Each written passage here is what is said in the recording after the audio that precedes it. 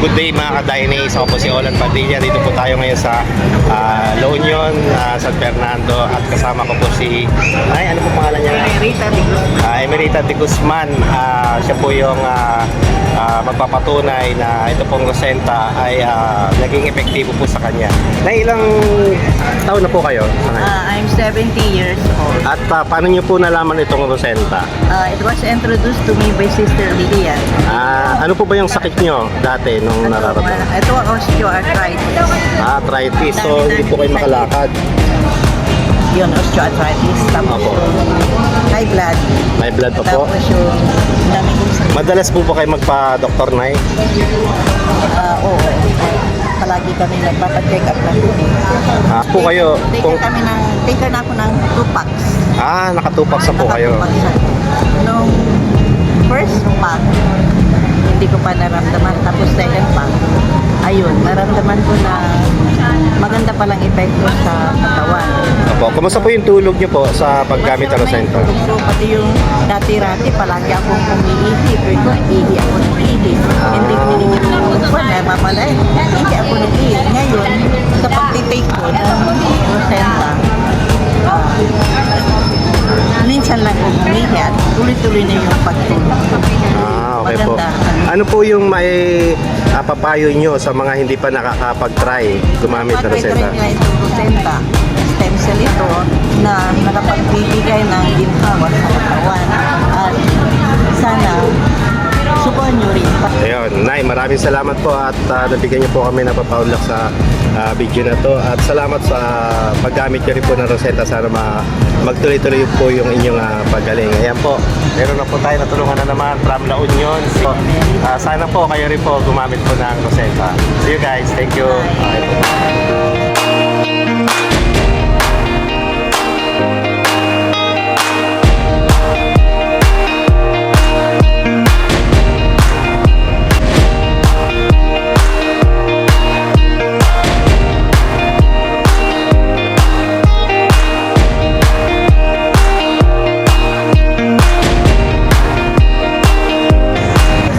Interview na naman tayo dito na gumanda yung pakiramdam niya sa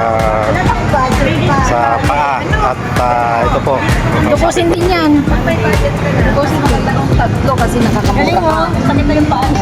Pero kung isa... Ma'am, ano po yung pangalan po niyo, ma'am? Ang ganda ng dimple niyo Ivy Dukusin.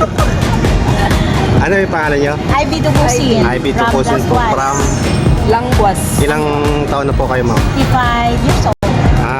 Kumusta po? Nakatikim na po kayo na Rosenta, stem cell? Yes. Kailan po? Ngayon lang? So ever since di pa po natitikman yan? Kahit ito po. Talaga? Ang ano lang doon, kasi may sakit ako sa puso. Hindi ko sinabi ni Doc na may mga maintenance po ako Okay. sa puso. Apo. Eh, nung na-check, barado pa yung puso ko. So na-detect, nakita po doon? Nadetect ko niya, hindi ko sinabi. Kita nyo? Kasi marami ako, ito po yung mga... Sige, tingnan po natin. Ito po yung mga maintenance ko. Ako, ang dami. Wait lang. Ayan, ako, ang dami po niyang maintenance, mga Maintenance ko kaibigan. yan. So ilang taon na po kayo nagme-maintenance? So ngayon, 3 years na. 3 years na. So marami na po kayo naiinom. Yes. Pero ano po, nung pagbabago sa maintenance, wala ho ba nagbabago sa inyong pag-inom? Gumagaling po ba kayo? Or Medyo gumaglag, tapos mamamanhid na yung kamay. bumabalik-balik din? Pero dito po sa Rosenta, ngayon nyo lang po talaga as inatikman. Ngayon lang. Oh wow, grabe. Tapos ano siya, sa tuhod ko, wala. Kita nyo po, kanina po mas natuhod nyo. Ko palang may lakad. Hindi po kayo makalakad kanina. Hindi ako masyadong maglalakad. Tinalian ko pa nga sa panyo. Talaga po. So isang sachet pa lang, nakaramdam agad kayo ng pagbabago. Yes. So, ang gagawin niyo po ba tuloy-tuloy na po kayong gagamit ng Rosenta? Kaya bigyan ko ng budget.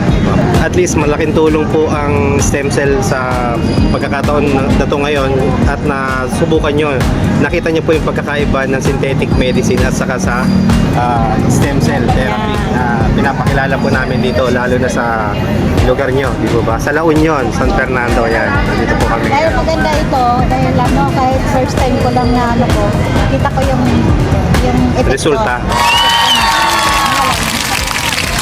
Sana tuloy-tuloy kong mainom po. Congratulations. At ayun po.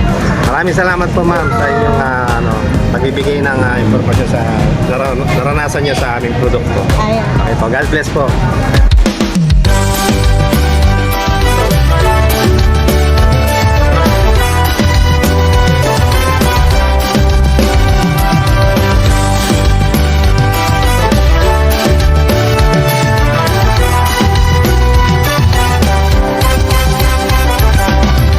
We are the giant stars, graced with a lot of passion.